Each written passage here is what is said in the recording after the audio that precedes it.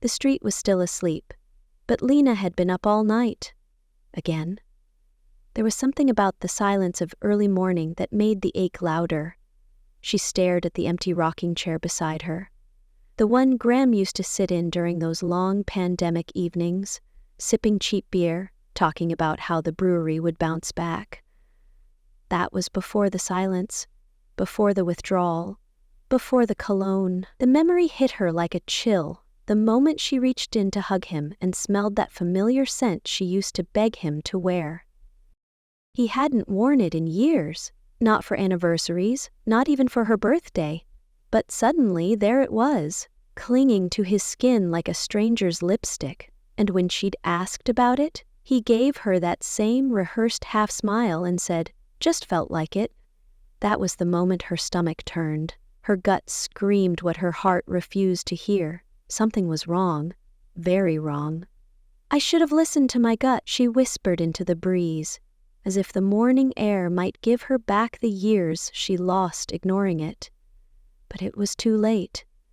All that was left now was the truth, and the pieces of herself she had to figure out how to put back together.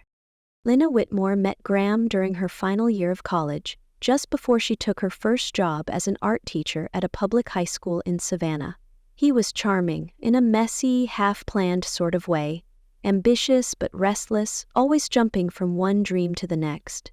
At the time, he was working at a craft brewery and dreaming of starting his own. Lena, grounded and patient, saw potential in him and believed love meant helping someone become their best self. So she shelved her own dream of going to grad school for art therapy, promising herself it was just a delay, not a sacrifice. They married in a quiet garden ceremony, surrounded by Spanish moss and string lights, with Isla Carrington, Graham's coworker, and her husband smiling in the front row. When COVID hit in 2020, everything they'd been building came crashing down. The brewery, which had just opened its doors, hemorrhaged money. Graham took it hard.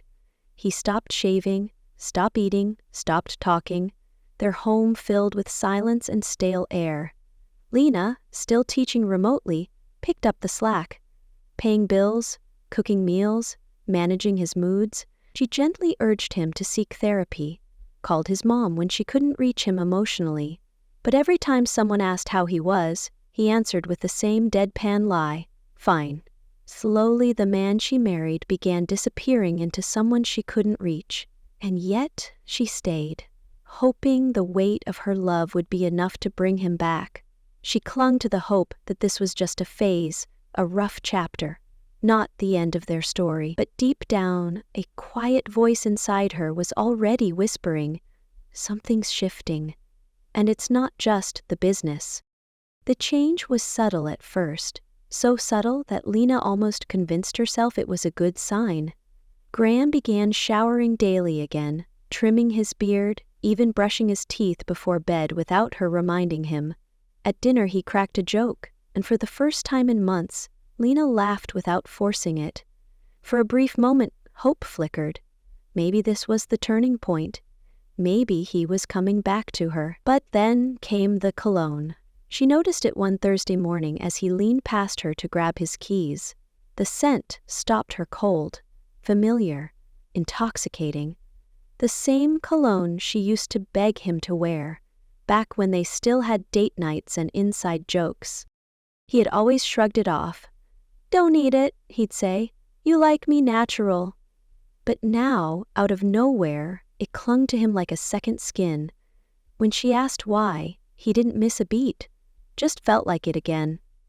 That was the moment something in her stomach twisted hard. The grooming, the sudden care, the way he flinched when she touched him. It didn't add up. He wasn't getting better, he was redirecting. Lena started noticing more things. His phone suddenly always face down. The way he smirked at texts he wouldn't let her see. How he lingered too long at work, finishing inventory. And each time she dared to ask, he would kiss her on the forehead and say, "Trust me, it's nothing." But her gut was screaming. This wasn't a man fighting for his marriage. This was someone preparing for an exit. A door was quietly closing, and she wasn't the one standing on the other side. It happened on a Wednesday night. Late, quiet, ordinary. Graham had just finished a shower and left his phone charging on the nightstand, something he rarely did. Lena wasn't snooping, not at first. She just picked it up to check the time, but the screen lit up with a preview. "I missed the way you—" Her breath caught. The name on the message, Isla Carrington. Her fingers moved faster than her thoughts, and within seconds she was scrolling through a thread of messages that made her skin crawl. Hundreds of texts, some going back weeks, others as recent as that morning. Every message painted a picture she had tried so hard not to see. Desire, inside jokes, late-night confessions, plans to find a way around quarantine. Lena read them all. The emoji-laced fantasies. The compliments he never gave her. The confessions of feeling alive again. Her heart pounded, but her body felt cold. When Graham walked out of the bathroom, toweling his hair like it was any other night, she held up the phone without saying a word. His face didn't crumple in shame. He didn't stammer. He looked at her, eyes blank, and simply said, "Guess you know now." She asked the question her soul was already bracing for. "If I hadn't found those messages, would you have gone through with it?" His answer was a dagger. Clean, swift, heartless, yes. No hesitation, no regret. The man she had sacrificed for, forgiven, and fought for, had just confirmed what she already knew in her bones. And the worst part? Isla was married too. They'd danced at Lena's wedding. Her smile was in the photo album. Her toast was still on video. Now Lena saw it for what it was. Betrayal dressed in silk. Standing just inches away. The whole time. That night, after Graham grabbed a pillow and mumbled something about needing space before heading off to sleep at the brewery, Lena sat on the kitchen floor until sunrise. The cold tile pressed against her back as her body trembled with a kind of grief she didn't know how to name. It wasn't just heartbreak. It was humiliation, disorientation, the brutal clarity that everything she thought was solid had already rotted through. She replayed the texts again and again in her head, picturing Isla's perfectly manicured hands typing them, her husband in the next room, clueless. Lena had tried to warn him. She'd messaged him on Instagram, short and careful. "I think your wife and my husband are having an affair. I'm sorry." But no reply ever came. She had no way of knowing if he'd even seen it. Her appetite vanished, and so did her sense of self. She wandered through her home like a ghost, emptying laundry from the dryer one minute, sobbing into a pile of shirts the next. Even breathing felt like effort. She buried herself in online forums and infidelity recovery blogs, finding strange comfort in strangers who knew exactly what this pain felt like. Her brain said divorce. Her gut screamed run. But her heart, her stupid, loyal heart, still whispered maybe. Maybe he'll see what he's losing. Maybe this was just a mistake. But deep down, beneath the wreckage, she knew the truth. She had seen who he was when he thought she wasn't looking. And still she found herself asking, what if I'm not enough? What if I never was? The questions clawed at her sanity, but one thought began to rise, quiet and certain. If I stay, I might never come back from this. In the days that followed, Lena told herself it was just survival. The world was still on lockdown, the courts were backed up, and Graham had nowhere else to go. His mother lived 2 hours away and had health issues. Hotels were closed. It felt easier, safer, to let him back into the house, under the fragile banner of working things out. He swore it had only been emotional, that nothing physical happened. He promised to cut contact with Isla, to try therapy, to start over. And Lena, exhausted, unraveling, let herself believe him. She convinced herself that the man she fell in love with was still in there somewhere, buried beneath stress and bad choices. For a few weeks there were signs. He made dinner one night. They sat on the porch and watched the rain. He even suggested a couples session over Zoom, though it never became a habit. But the effort faded quickly, and so did the hope. Graham would come home late, retreat into his office, and say little more than rough day before cracking open a beer. Therapy never happened. His phone was always locked.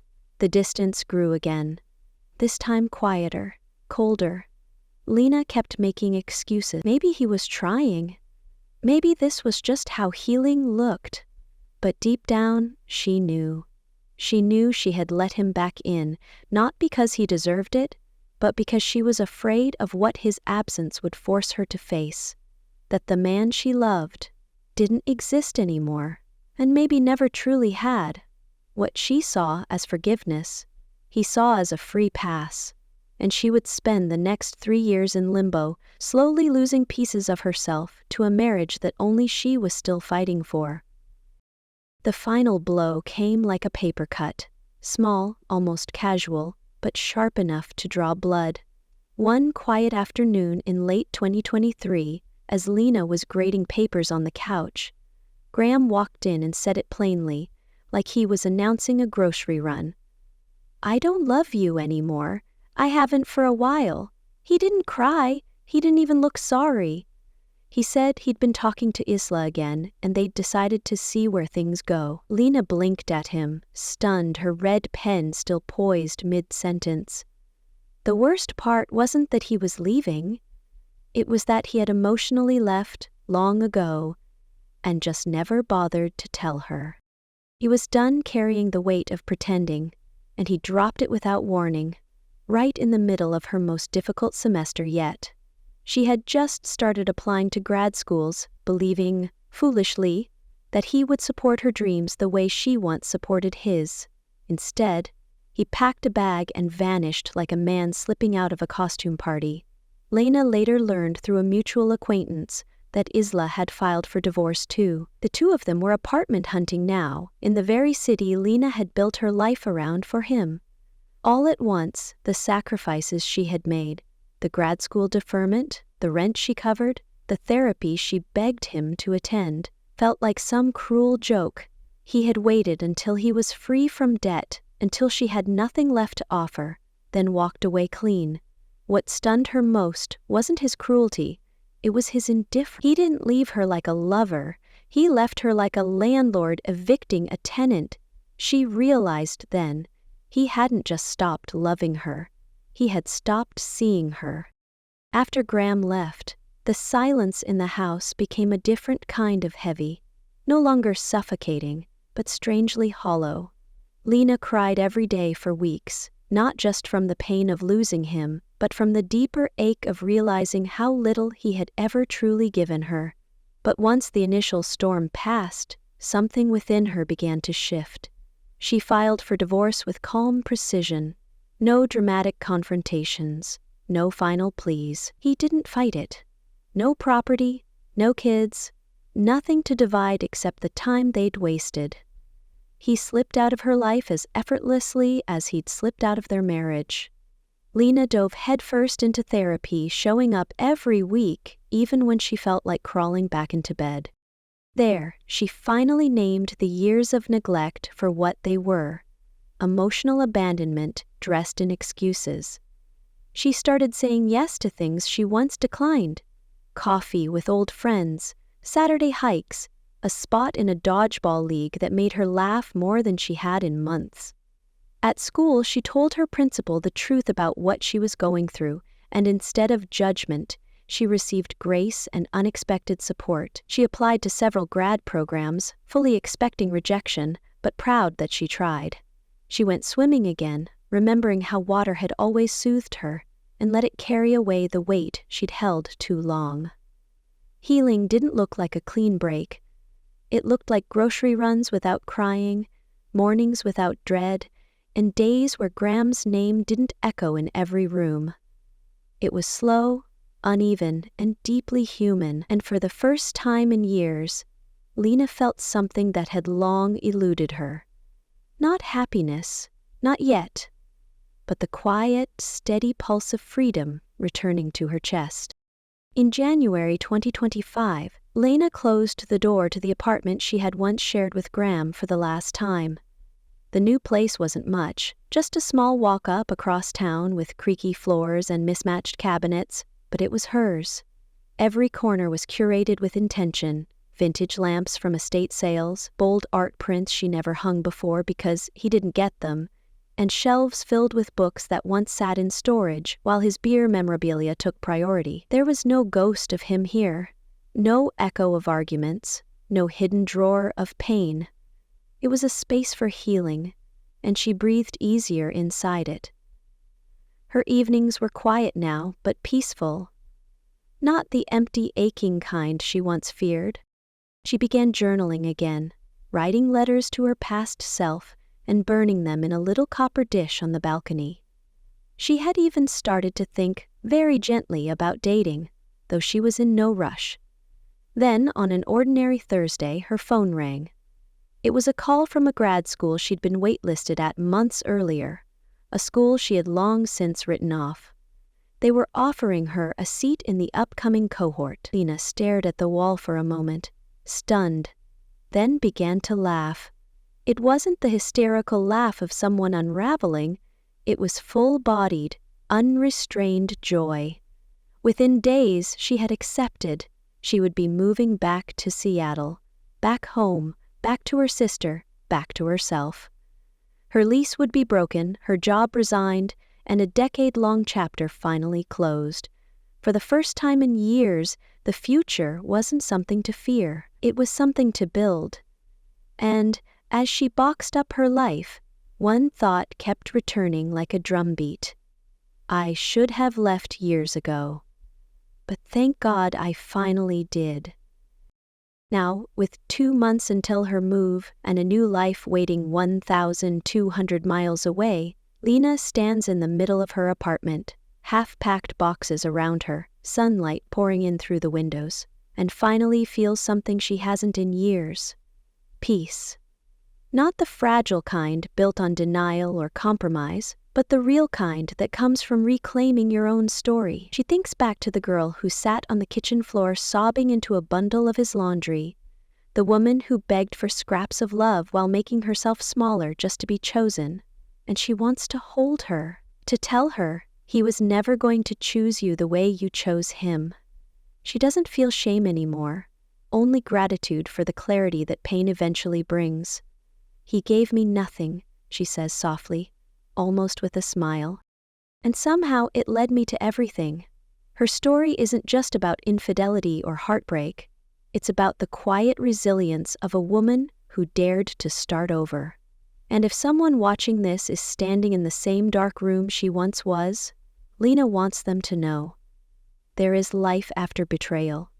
It's quieter at first, lonelier, but on the other side is a freedom you can't imagine until you're living it. Let them go, she says, not with bitterness, but with strength.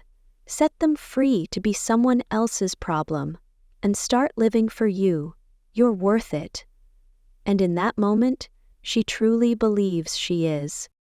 The lesson from Lena's story is a powerful reminder that love should never come at the cost of losing yourself.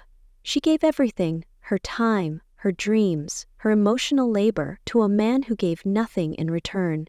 In doing so, she learned that staying in a relationship out of fear, history, or hope for change only delays the inevitable heartbreak. The real betrayal wasn't just his affair, it was how long she silenced her own needs to keep the relationship alive. But Lena's journey also shows that healing is possible. The pain, while gut-wrenching, became the catalyst for her transformation. She rediscovered her strength, reclaimed her space, and chose a future built around her, not someone else's broken promises. The lesson is clear: when your gut tells you the truth, listen. When someone shows you who they are, believe them. And most of all, don't be afraid to walk away from a love that costs your peace, because on the other side of that fear is freedom and a life that finally belongs to you. Lena didn't just survive betrayal, she built something beautiful from its ashes, and that's a lesson we all need. You are never too late to start choosing yourself.